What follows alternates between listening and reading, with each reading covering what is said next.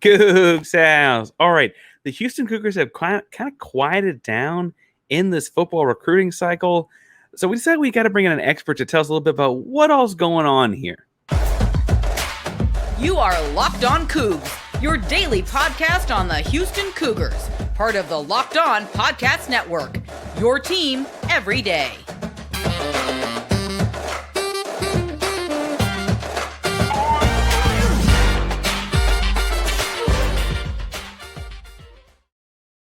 Welcome to Locked On Cougs, the daily podcast all about your Houston Cougars. I'm your host, Houston-born teacher and coach Parker Ainsworth, here to break down all things Cougs. If you're a U of H fan or just a hater who came to step by, please be sure to subscribe down below. That way we get the latest into your newsfeed each and every day. We appreciate you making Locked On Cougs your first listen of the day. Welcome back to the YouTube channel. It's good to see you again. We are about to jump in with Brian, who's our recruiting expert analyst of the day. More on that in a second, but first make sure you hit subscribe down below because we're approaching 1,250 subscribers. Every 250, we're giving a hat away. It's going to be a hat like this.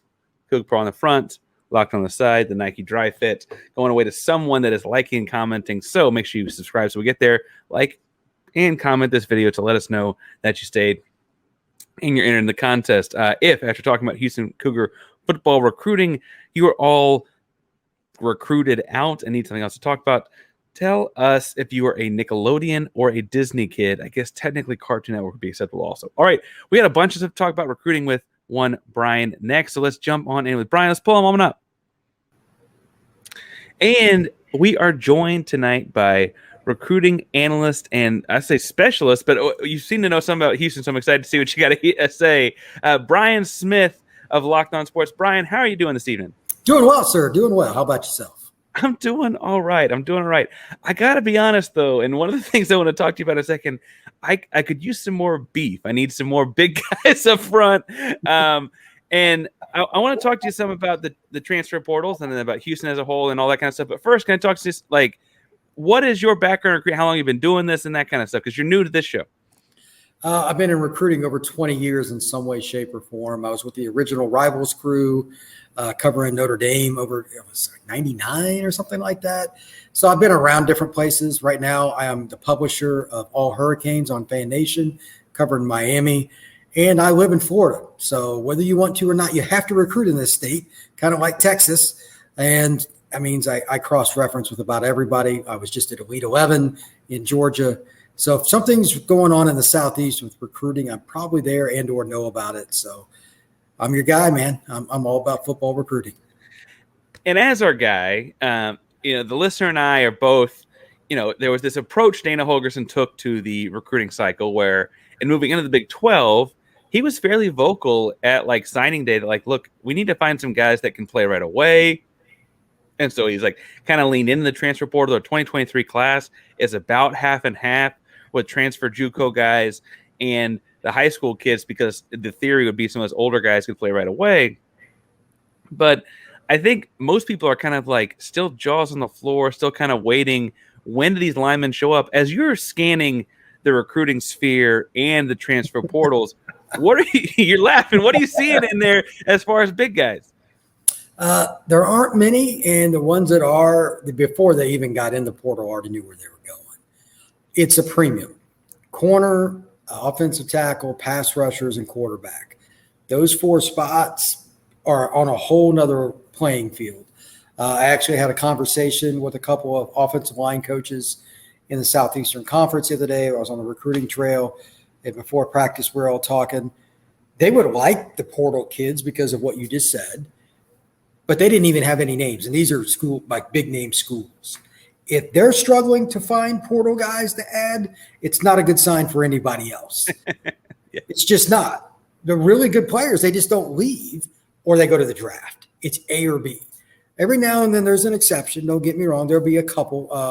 Javion Cohen signed with Miami, which was weird. He started 10 games at Alabama last year, then transferred. That's about as big an exception as you're going to get. But there's just a couple of those guys. So either A, you're going to take a flyer on somebody, B, you're going to take a JUCO kid, or C, you're just going to wait it out and the next guy in line on the depth chart. Those are your options. So the only other thing you can do, and this happens sometimes, Houston could take a D lineman, convert him, or a big tight end and convert him. But if they're struggling to find the big guys, they're in the same boat as probably 95% of college football. Well, and for the American Athletic Conference, Houston had a offensive line that graded out pretty well last year. The deal is in moving to the Big 12, that's just not good enough. And further, it kind of comes down to someone's going to, I always say, break a shoelace. Like someone's going to need a replacement, right? Is there, at this point, because now we're at May, mid-May, and we're looking, can any of these guys even come in and step up as a backup role and maybe like play as a third or fourth interior guy or any of that kind of stuff? Or is it really that sparse right now? I think it's pretty sparse, but it depends on your offense. It depends on what you want them to do.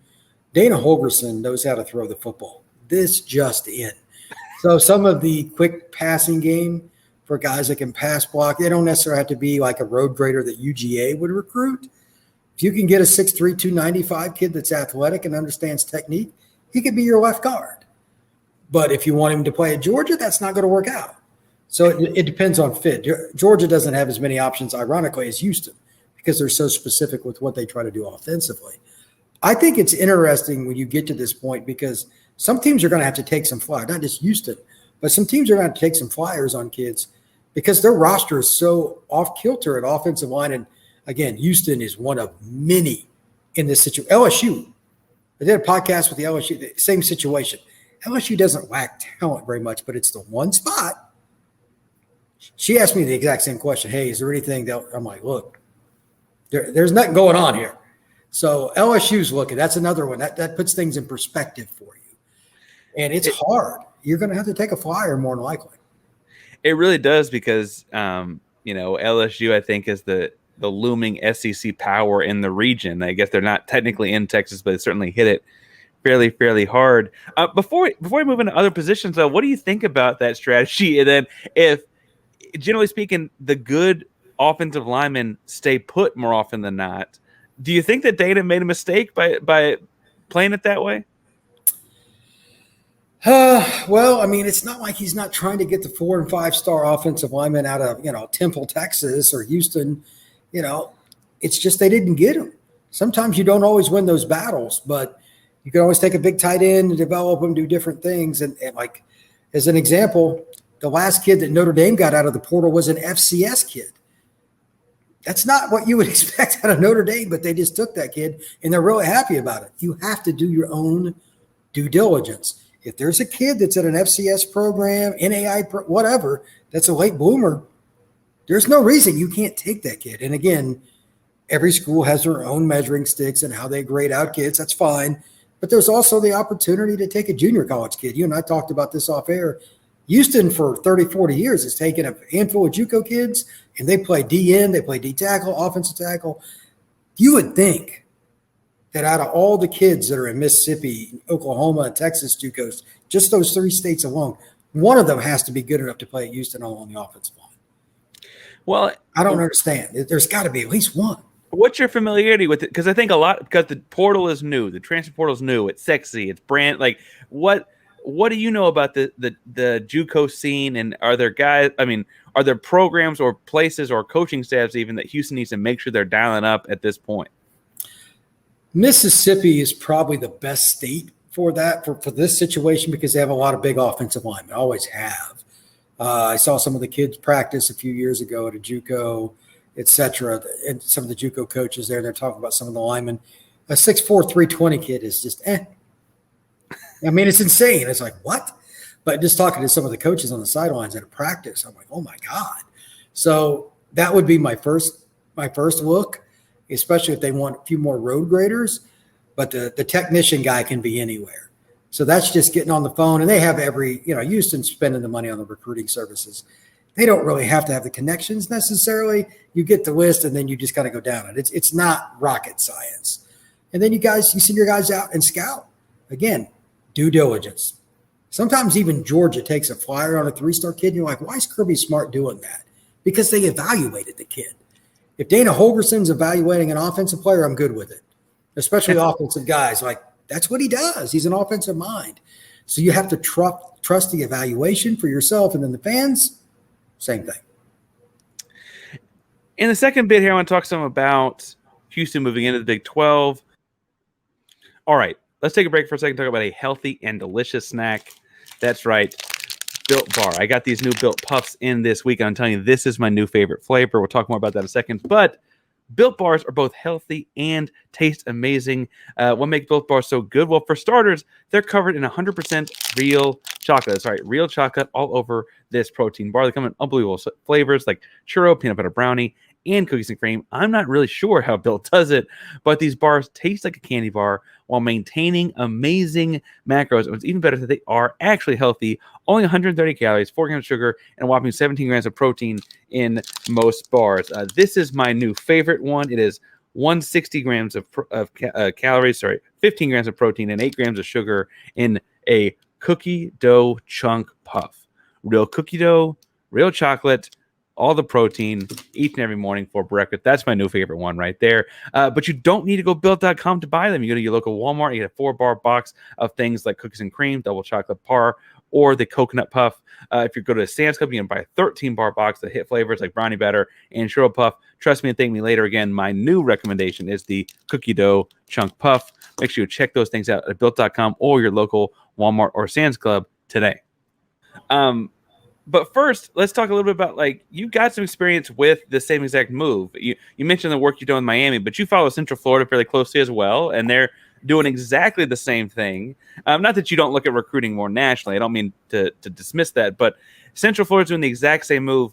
What do you see as Houston moves into the Big 12 as like if you're a 20-year-old kid in the JUCO portal or the transfer portal, or even an 18-year-old high school kid, what separates Houston right now? Location. Again, this isn't rocket science. Houston is in one of the top 3 or 4 markets in the country for high school talent. It is a football state. It is a football city. They're going to add more facilities. Holgorsen likes to throw it around. They should be, in my opinion, I said this on my podcast when I was running the UCF site, it's the sleeping giant of the Big 12. Look at it this way. When the Southwest Conference broke up, and Houston was a part of it back in the day, and then they went into the Big 12 and all that, a lot of the schools didn't want Houston. Why is that? Because they didn't want to recruit against the school. They were going to that city. They didn't want them to have the advantage of the local kids. Yates and all the different programs, all the schools around the edge now, it's changed. Demographics have changed, but it's, again, top 4 city in the country a lot of the time for high school talent. If they get the right people in place in the administration, they build some better facilities, Houston's going to be a team that can contend for the playoffs, flat out. Whether or not they can do that immediately is another conversation, but this is a place that can win as big as it gets, and it's just because of the location, man. You just have to put the money into it. It'll take care of itself from that point. Well, and so, I think the show just started, Locked on Coog just started in October, and we've mentioned a couple times how Houston's got this built-in advantage like you talk about. But they also are coming out of a Group of 5 conference and moving into the Power 5, and a lot of the kids in town are being recruited by LSU, A&M, UT Austin. What kinds of things, in watching this for 20 plus years, have you seen programs do to navigate that? I mean, TCU's done this well. Cincinnati has played very big high-level football as of late. Utah made the transition as well. Like, what have those programs done to make themselves more appealing to their more local kids and keep them from those bigger programs? A couple of things. Number one, like, I'll use Cincinnati as an example. They ran an extremely aggressive defense. It's fun. We're going to attack. Hell on wheels. Here we come. That's exciting. If you think about Miami in the late 70s into early 80s when they won that first national title, beating Nebraska, they ran an open offense, especially for that era, and kids decided they used to get nobody locally. The kids would go to Alabama, to go to Georgia, Florida, wherever. All the kids from Miami would leave. Howard Snellenberger got the kids to stay. He said, if you just stay here, we're going to kick the crap out of everybody. And they did. You've got to have somebody that's a bit of a Pied Piper as the head coach, too, as a recruiter. I don't know if Holgorsen's that guy, but if he's not, he's got to get somebody on his staff that can be. And then finally, this is important for every program. If you're going to build, you need a signature win. Think about this. Texas and Oklahoma are going to be in the conference this year, correct? Just this year, yeah. You already know what I'm going to say. If you can beat one of them or beat Baylor, somebody of known commodity now. I don't know how the hell you do that, but you have to prove it. Kids are very skeptical today, very skeptical. If you don't get a win against some program that has name recognition, the task becomes much harder. I don't know what they're going to have this year. I don't know a lot about Houston's roster, but if you want kids to stay home that have offers from LSU and Texas A&M, you got to prove to them why they shouldn't go to those schools. Well, and I think the interesting thing there is, you know, as a person that's very fond of history, you go back at my heartstrings, talk about like that breakup in the mid 90s where people left Houston behind. I have to say that, like, intuitively, I almost think this could take just a couple seasons. You really kind of need, you mentioned a marquee win and, like, you know, to keep your facilities or get your facilities up to kind of a Big 12 status. And I think they're working on it. They got Fertitta money, right? Fertitta money's coming in. It helped the basketball program out a lot. If you're Houston, though, and you mentioned it's the fourth best recruiting area in the country, you also open with, like, you kind of have to hit Florida, wherever you're from.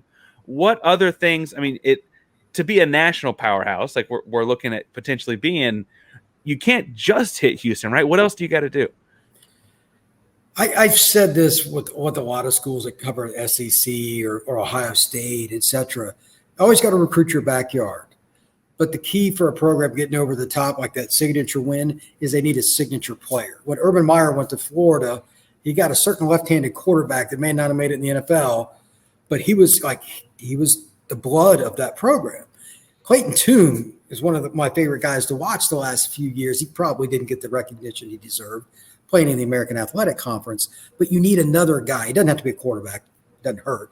But they need somebody they can lay their hat with, and that ESPN is going to do game-breaking news. So-and-so scores 90-yard touchdown. You need somebody that catches headlines. That'll get more guys to be that guy. You know, one of the first guys I remember watching, and I grew up in Indiana. Who the hell is this number 34 for Auburn? Oh, that's Bo Jackson. You know what I mean? Like, I didn't even know what state Auburn was in, but I was going to watch them. You've got to have somebody like that. Again, Holgorsen's offense, that can happen pretty easily. He's a great offensive mind. They need something that makes them cool. Kids gravitate to Oregon and to flashy and this and that. That offense that Dana has run, there's no reason that can't happen again. So we just got to kind of see it develop. Every year, that seems like they got a different receiver that's like, well, who was that guy last year? He had 12 catches. Well, he's got 70 this year. You know what I mean? It's insane. We were talking about the guy had 17 touchdowns last year. Did anybody really predict that? No. But I bet you Holgorsen had a different opinion than everybody else because he's in practice drawing up the plays. So. Completely. And Coach found Tank Dell out at a junior college. We mentioned Houston being a junior college, having a pass where they pull that guys in from junior colleges. My last thing I want to look at here for a second, I feel like personally, Houston, I think they're in a pretty good spot in their first season if you have the right expectations. I don't think they're going to win all of 12 games and go to this college football playoff, right? That's not my expectation. It'd be nice, but that's not my expectation.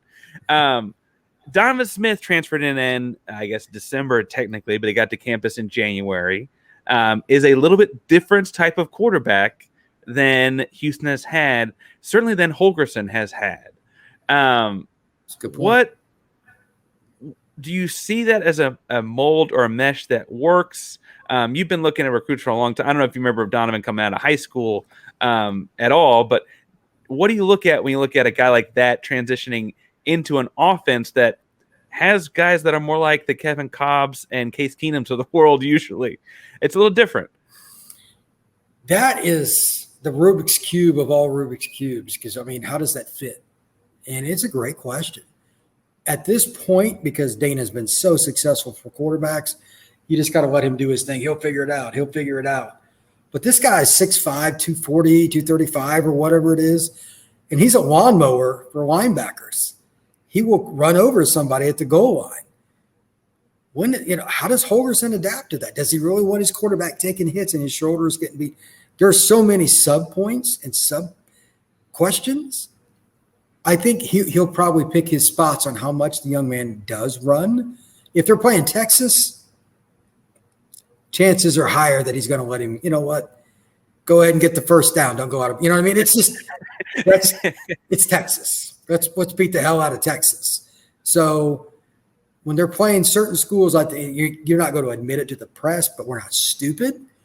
It's different, man. You know, you're going to put Tim Tebow on the goal line and run against Georgia more than you would against Georgia Southern. You know, Urban Meyer did the same thing when he was at UF. That's what this is. Now, the other question, though, can he get a kid that wasn't super successful passing the ball to move up? And that I don't know anything about the kid other than he's a big body kid with an arm. But I will bet on Dana Holgorsen coaching a quarterback up on the passing game. Anybody that wants to bet me, I'm happy. Right? FB Scout _Florida, please contact me. We'll do business. We'll take bets in the bottom. We'll put Brian's Venmo. No, I'm joking. It's got to be why Donovan would show up, though, right? As far as like appealing things in Houston go, it's got to be why. Because with his size, think about this now. Because he can run and he's a big body guy that's going to measure well at the draft combine. If he can have even like a 3,000-yard year, he'd get drafted. Yeah. I mean, what guy? I mean, name somebody that he can just jump into fairly close to home that has a better passing resume than Holgorsen. Right. For him, it makes all the sense in the world.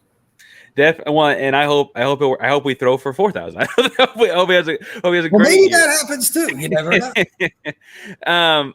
Brian, we appreciate you chiming in, and frankly, we appreciate you working with the Locked On Network on recruiting. There is a whole lot going on in the world of recruiting. You mentioned you just had some Elite 11 stuff off air. You mentioned you had Elite 11 stuff. You write some about it too. You're covering across the network. We got your Twitter handle on the screen, but tell people where can they find you and your work and all the other stuff you're doing with recruiting.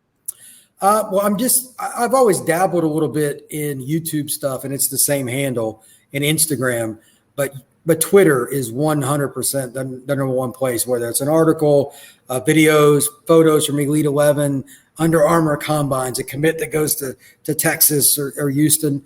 I do all kinds of evaluations for kids, and it's a blast. So if somebody wants to inbox me, hey, what do you think of this kid the Cougs are recruiting? I'll let you know. I just like to talk football. I'm all over. I went to games last year in Texas, went to games in Georgia. I went to games in Florida. I have no shyness. I went to LA for the Elite 11 finals.